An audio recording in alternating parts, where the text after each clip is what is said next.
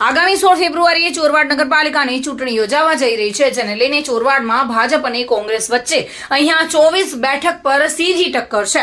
ચોરવાડમાં કુલ 6 ward આવેલા છે અને હાલ ચૂંટણીના માહોલ દરમિયાન ભાજપ નેતા મંથન ડાભી દ્વારા પ્રતિક્રિયા સામે આવી છે. તેઓએ જણાવ્યું છે કે ગત નગરપાલિકા ચૂંટણી ઢંઢેરો જે કોંગ્રેસે જાહેર કરેલ અને તેમાંના મોટા ભાગના કામ તેઓએ પૂર્ણ કરેલ નથી. ચોરવાડમાં જાહેર સ્થળ પર વાઈફાઈ ઝોનની વાત પણ કરવામાં આવી હતી, જે હજુ પૂર્ણ કરવામાં આવી નથી. તેઓ જણાવ્યું હતું કે ભાજપ વિકાસની રાજનીતિમાં વિશ્વાસ રાખે છે.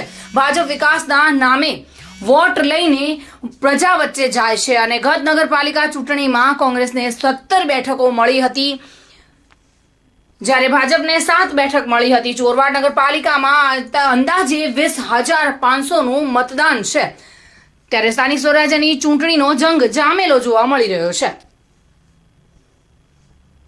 મધુર રાવલિયા સાથે bureau report, today Gujarati news. આ સમાચાર આપને કેવા લાગ્યા?